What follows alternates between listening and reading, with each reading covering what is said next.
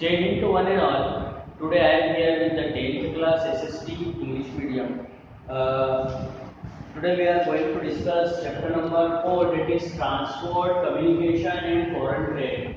In our previous lecture we have discussed more stuff about transport, communication, means what is transport, what is the importance of communication, what is the importance of transport, and what is communication, what are its importance. We have discussed a lot about in our previous chapter. Now we are going to study about foreign trade. Okay, in that part we are going to study about foreign trade and its contribution in the economical development. Means what is the contribution of foreign trade in the economical development of a country. Secondly, factor affecting the international trade, means what are the factors that affect the international trade. Then foreign trade and import and export of India. Lastly, we are going to discuss about foreign trade and import and export of India. Means what kind of commodity are imported in India and what kind of commodities are exported to other countries. So let's start. Trade and commerce is a symbol of progress. In the older times, men used barter system for the fulfillment of his needs. With the passage of the time, his needs increase, and consequently depends on the other countries also increase. देखिए पहले के ज़माने में भी हम लोग exchange किया करते थे, मीन्स हमारी जो ज़रूरत की चीज़ें हैं वो दूसरों को दिया करते थे और दूसरों से हम लेते थे. वो बार्टर सिस्टम कहलाता था. जब रुपीस वगैरह या जो मनी है, जब वो मनी वगैरह नहीं हुआ करती थी तो उस समय हम बार्टर सिस्टम का इस्तेमाल किया करते थे. मतलब हमारे पास में यदि गेहूं है तो उसको हम किसी व्यक्ति को दे देते थे. यदि हमें कोई लोहे की आवश्यकता है तो उसको लोहार को वो चीज़ दे देते थे, या सोने की आवश्यकता है तो सुनार को वो चीज़ देते थे और उसके बदले में वो हमें सोना देता था. तो exchange of good barter system था. बाद में फिर ये हम सोने वगैरह से या चांदी से एक्सचेंज करने लगे. उसके बाद में फिर तो सिक्के निकल गए, सिक्के से एक्सचेंज होने लगा और फिर बाद में तो मनी जब आई तो फिर मनी को हम एक्सचेंज करने लगे. मतलब मीडियम ऑफ एक्सचेंज हमने मनी को रखा. ओके, अब देखिए आज अगर हम बात करें तो आज थोड़ी सिचुएशन बदल गई है. वैसे डिपेंडेंसी एक देश की दूसरे देश पे बनी हुई है. हर देश एक दूसरे से इंपोर्ट और एक्सपोर्ट करता है, बल्कि यूँ कहना चाहिए कि वो देश ज़्यादा डेवलप्ड माना जाएगा जिसका इंपोर्ट और एक्सपोर्ट ज़्यादा है. जिसका पर कैपिटा इंपोर्ट और एक्सपोर्ट ज़्यादा है उसको हम ज़्यादा डेवलप्ड कंट्री कहेंगे, और जिसका एक्सपोर्ट कम है उसको हम डेवलप्ड कंट्री नहीं कहेंगे. तो कहीं ना कहीं जो इंटरनेशनल ट्रेड है ये एक तरीके का सिंबल है कि वो कंट्री कितनी डेवलप्ड है.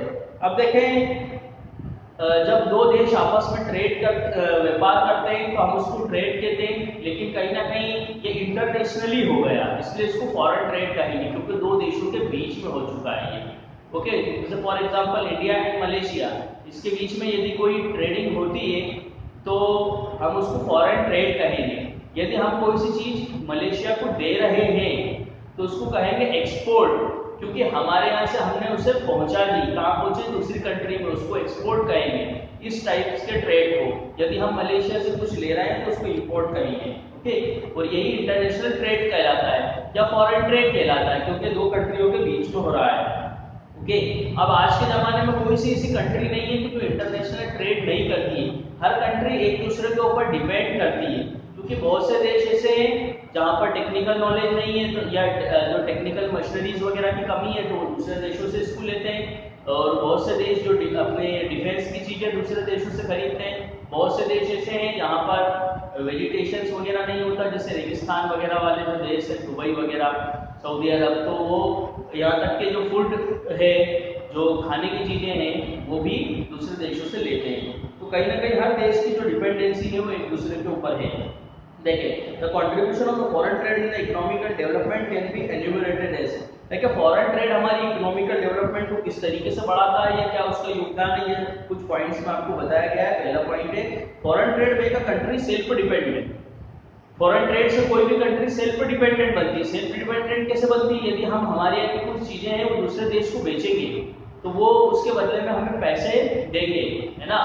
तो इससे हम एक सेल्फ डिपेंड हो जाएंगे. Those community which are not available in the country due to unsuitable weather condition, quality of land and other factor, that can be made available through foreign trade, और foreign trade की वजह से जिस देश के अंदर जो चीज नहीं है वो उनको अवेलेबल हो जाती है, और उसके बदले में हमें पैसे मिल जाते हैं, उसके बदले में दूसरे देश को पैसे मिल जाते हैं।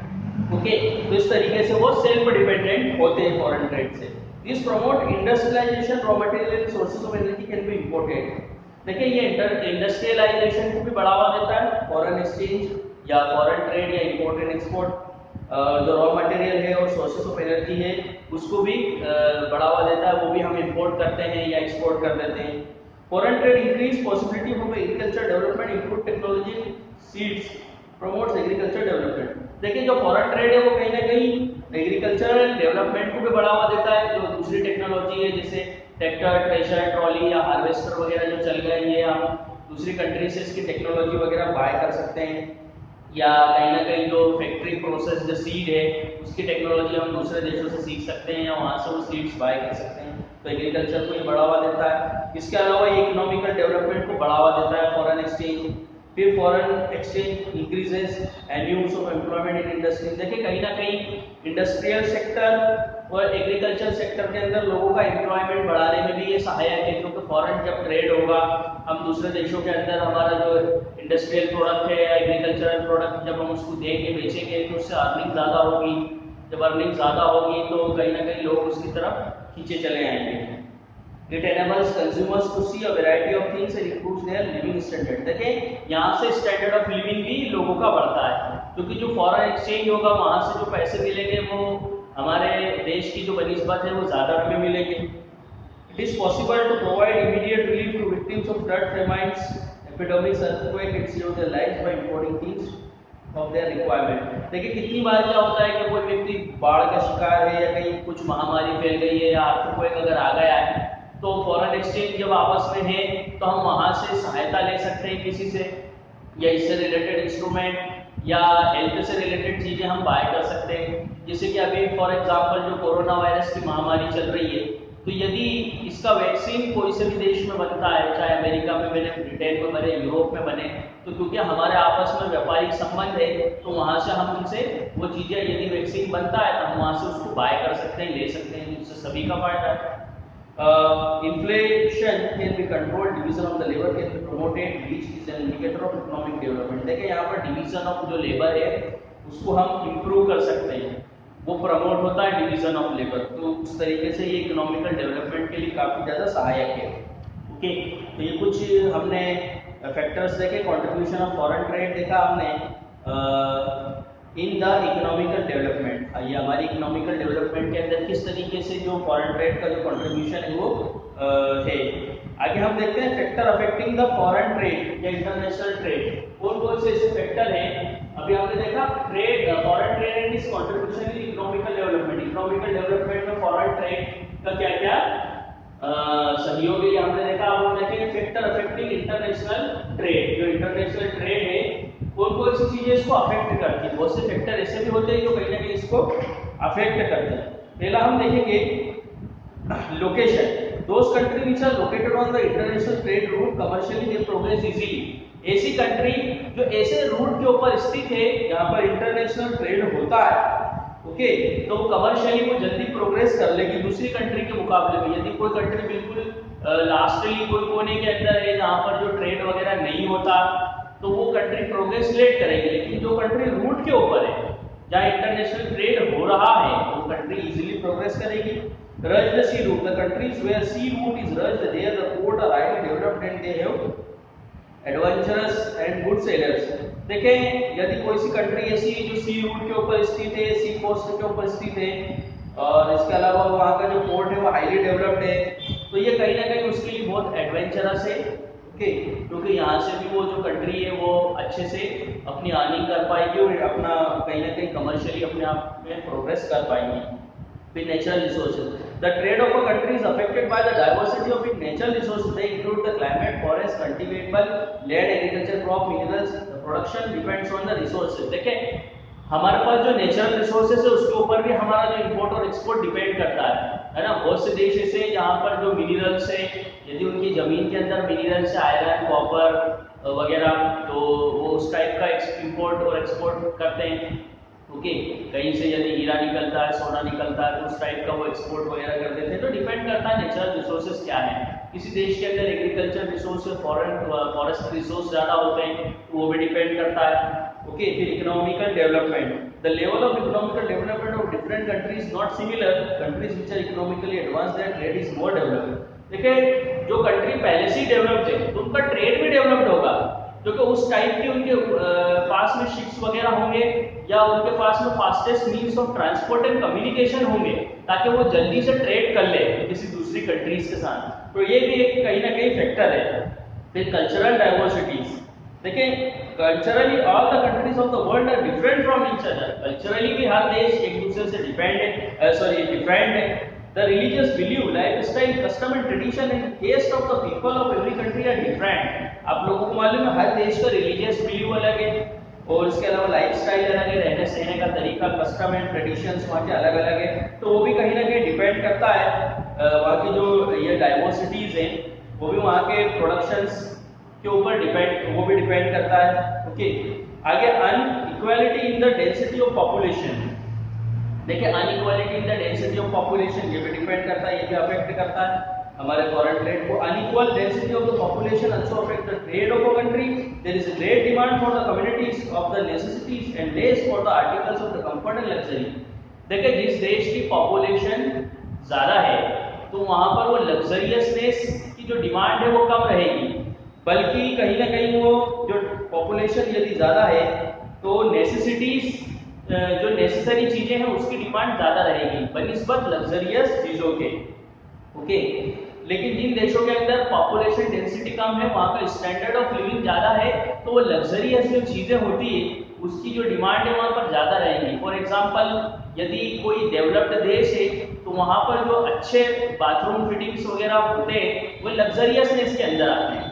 यदि हम कोई एक जैसे नॉर्मल बाथरूम फिटिंग्स की बात करें तो हम एक नल लगा के या एक शावर लगा के भी काम कर सकते हैं, लेकिन यदि कोई डेवलप्ड कंट्री है तो वो लग्जरियसनेस की तरफ जाएगी। वहां पर उन्हें जो बाथरूम फिटिंग्स है वो इंटरनेशनल लेवल के चाहिए, वहां पर जो बाथरूम फिटिंग्स वगैरह हैं फिर वो सब लग्जरियसनेस की तरफ जाएंगे कि भाई यहाँ का जो स्टोन होना चाहिए, पत्थर वो ऐसा होना चाहिए कि पानी को सोख ले, ज़्यादा देर गीला नहीं रहे। या इसके अलावा जो मिक्सचर वगैरह लगता है बाथरूम फिटिंग में कि कोई गर्म पानी लगाना, ठंडा लगाना, और इस तरीके से जो गीजर्स वगैरह लगता है, ये सब क्वालिटी वाली चीज़ें वहाँ पर डेवलप्ड होगी। ग्लास है तो ग्लास भी कहीं ना कहीं हाई वेराइटीज़ का होना चाहिए, तो ये वहाँ पर होगा जहाँ पर डेंसिटी ऑफ पॉपुलेशन कम है, जो डेवलप्ड कंट्रीज है।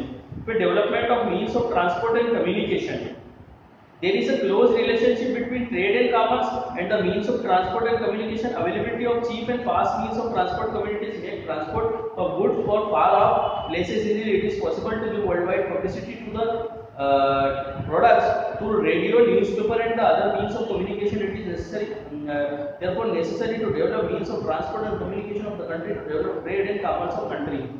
देखिए, यदि किसी देश के अंदर ट्रांसपोर्ट और कम्युनिकेशन बहुत ज़्यादा डेवलप्ड है तो वो कम्युनिकेशन के माध्यम से, वो ट्रांसपोर्ट के माध्यम से दूसरे देशों को लुभाने के अंदर मतलब जल्दी से उनको लुभा सकते हैं अपने कम्युनिकेशन के माध्यम से। यदि उनके पास में इंटरनेट फैसिलिटीज अच्छी है, रेडियो फैसिलिटी, टेलीविजन फैसिलिटी, तो दूसरे जो कंट्रीज के जो लोग हैं वहाँ पर वो एडवर्टाइजमेंट करके और अपनी चीज़ों का जो प्रोडक्ट है उसका एडवर्टाइज कर सकते हैं। और ट्रांसपोर्ट फैसिलिटीज अच्छी है तो जल्दी से वो चीज़ों को पहुँचा भी सकते हैं। फिर business policy, the business policy of the different country are different. देखिए, हर देश की जो बिजनेस पॉलिसी होती है वो डिफरेंट होती है, और कहीं ना कहीं ये रीजन है कि वहाँ पे इंपोर्ट और एक्सपोर्ट किस टाइप का होगा।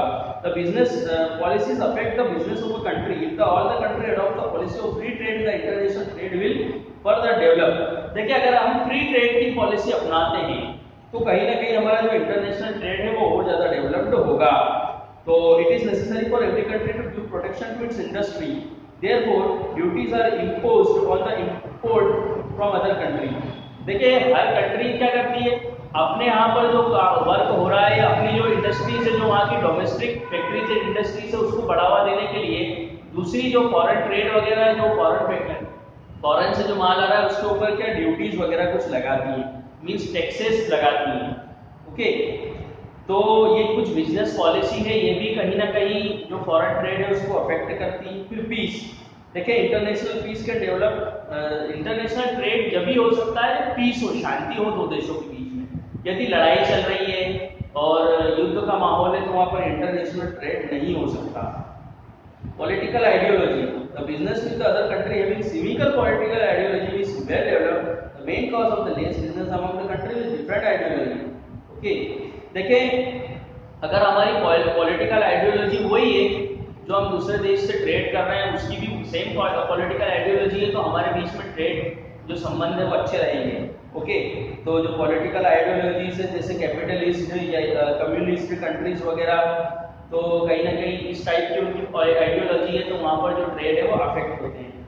फिर cheap rate, business between two country develop fast if the both the countries make available commodities in cheaper rate. यदि दोनों कंट्री सस्ते दामों के ऊपर प्रोडक्ट को देने में राजी है, तो वहां पर जो प्रोडक्ट है मींस जो इंटरनेशनल ट्रेड है वो जल्दी से ग्रो करेगा।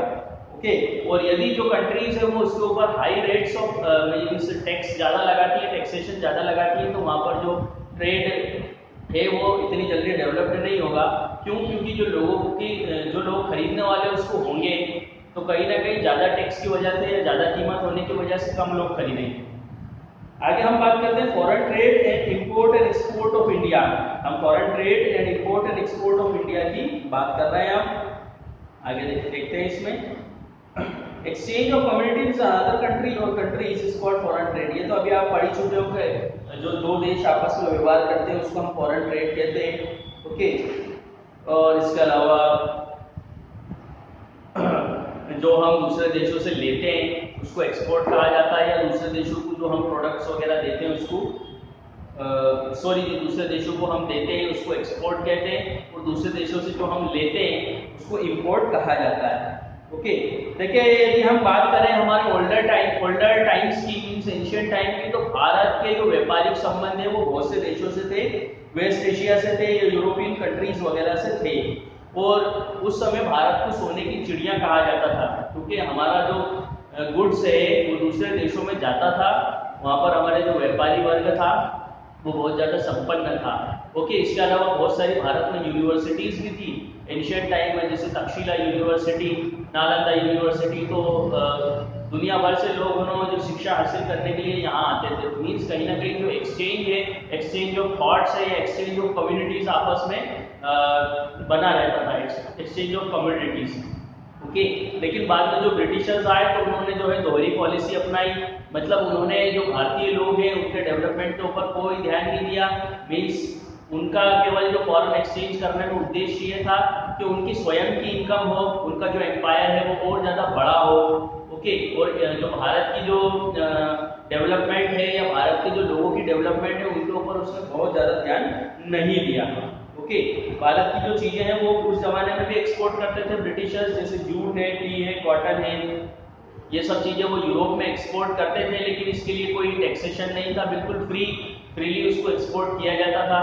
ओके, तो कहीं ना कहीं इसकी वजह से जो भारत की इकोनॉमिकल डेवलपमेंट है वो रुक गई, भारत की इकोनॉमी के ऊपर बहुत ज्यादा इसका बुरा प्रभाव पड़ा और भारत एक पुअर देश या गरीब देश बन के रह गया। लेकिन बाद में इंडिपेंडेंस के बाद में हमने एक नई पॉलिसी अडॉप्ट की 1947 में, क्योंकि आपको मालूम है जब हमारी इंडिपेंडेंस हुई तो हमारे देश का बंटवारा भी हुआ, पाकिस्तान नाम का एक नया देश बना, और उसकी वजह से जो हमारी कॉटन, जूट और जो राइस प्रोड्यूसिंग एरियाज है वो सारे के सारे पाकिस्तान के अंदर चले गए। तो कहीं ना कहीं हमारे लिए इन कम्युनिटीज को इंपोर्ट करना पड़ा हमें। शुरू में जो इनिशियल स्टेज है उस समय इस कम्युनिटीज को हमें इंपोर्ट करना पड़ा, तो ये भी कहीं ना कहीं इन्हें भी हमारी जो कंट्री के ट्रेड है उसको डिस्टर्ब किया। ओके, लेकिन बाद में धीरे धीरे हम उसको डेवलप करते गए, और आज अगर हम बात करें तो राइस प्रोडक्शन के मामले या कॉटन प्रोडक्शन के मामले में जो भारत है वो दुनिया के देशों से आगे है। ओके, देखिए आज़ादी के टाइम पे 1947 में हम जो एक्सपोर्ट करते थे भारत से केवल 50 ऐसी चीजें थी जो दूसरे देशों में जाया करती थी। आज कितनी है? 7500 ऐसी चीजें हैं जो भारत से दूसरे देशों में जाती हैं और एक्सपोर्ट होती है। ओके, अब हम बात करेंगे India import structure. Okay, India के इंपोर्ट के स्ट्रक्चर की हम बात कर लेते हैं। तो थोड़ा सा आपका वीडियोस वगैरह ज़्यादा बड़ी हो जाएगी, तो इंडिया का जो इंपोर्ट स्ट्रक्चर है ये हम कल देखेंगे। आज के लिए बस इतना ही। बाकी का जो इसका कंक्लूजन पार्ट है, कल आपका ये चैप्टर कंप्लीट हो जाएगा। इसके बाद में हम कल ही नया आपका चैप्टर स्टार्ट कर लेंगे, ओके, या कल इसको कंप्लीट कर लेंगे। और थोड़ा सा इंट्रोडक्शन पार्ट है आपका जो नेक्स्ट चैप्टर है उसका भी ले लेंगे। तो कल हम डिस्कस करेंगे इंडियाज इंपोर्ट स्ट्रक्चर से। ओके, तो आज के लिए बस इतना ही। जय हिंद, जय भारत।